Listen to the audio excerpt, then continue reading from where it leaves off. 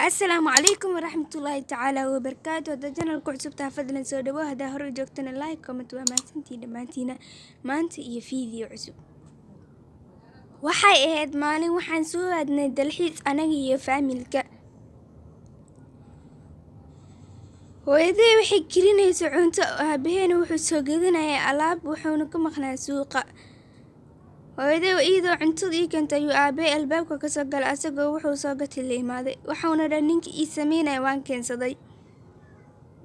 asaga iyo ninkii ayaa isla sheekaysanayay, wuxuuna dhahayay sida igu sameyn lahayd geedkan iyo waxyaabahan igu samee, sida isku ka aadi lahaydna ii sheeg, anaana hadhow samaysanaaye.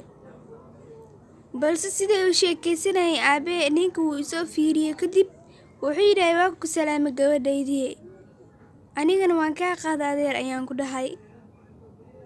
kadibna wuu isoo fiiriyey, isla markiiba wajigiis waa uu bedelay. aabahay oo yimaada waxayuu ii sheegayay, balse ninka wuxuu taagnaa muraayadda gadaal, waa uuna isoo fiiriyey waa i kuuri, kadibna agteeda ayuu maray meeshii. anigoo soo baxo iskuulkayga u socdo ayaan gadaasheeda waxaan ka dareemay inuu qof isoo daba socdo. waan fiiriyey waxaan arkay ninkii inuu yahay baabuur adeerkay kala wata ayaa meesha soo maray, waana salaamay. wuxuuna yidhi gabadheedan ku salaamay, waan ka qaada anigana. ninkii ayaa yimaada wuxuu yidhi social media ma isticmaasha? maya ayaan ku dhahay. sawir makaa qaadi kara ayuu yidhi. waan ka diid ayuu xoog iiga qaadinaya weliba sawiradii. anigoo sii socda ayuu sawiro iiga qaadayay. anigana waan xanaaqay markuu sawirada si qasab iigu qaadayay. yaab ayuuna igu dilay ninkaas. habeenkii anigoo gurigayga jiifa oo qolkayga ku jiro, intaanan jiifan ka hor ayaan waxaan soo istaagay daaradda sidaan u fiiriyay ninkii wuxuu sameynayo.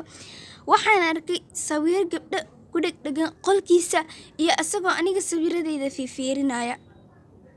aniga waan yaabay. kadib waxaan arkay gabdho fara badan oo derbiga ugu dhegan. waxaan isdhahay ninka gabdhaha miyuu ka ganacsadaa, adigana muku ganacsi rabaa, meel miyuu ku gey rabaa?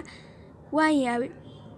habeenkii anigoo fikiraya ayaan haddana soo kacay sariirteedii. waxaan arkay shanqar banaanka. markaan fiiriyay waxaan arkay ninkii oo alaab ka raadinaya meesha qashinkeed.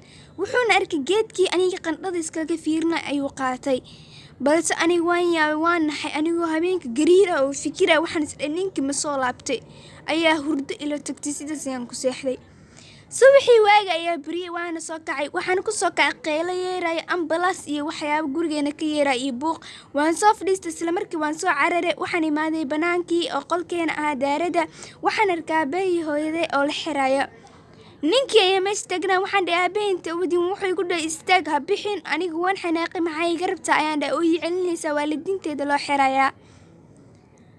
wuxuu iiga dhahay waxyaabo ayaan kaga sheekeynaa, gabadheeda dhegeyso. anigoo yar ayaa liikaas dafay adiga. dadkana tuuga ayay ahaayeen, way ku korsanayeen, ma aha dad wanaagsan. aabba iyo hooyadaana ma aha. markuu sidaas igu dhahay aniga waan xirun.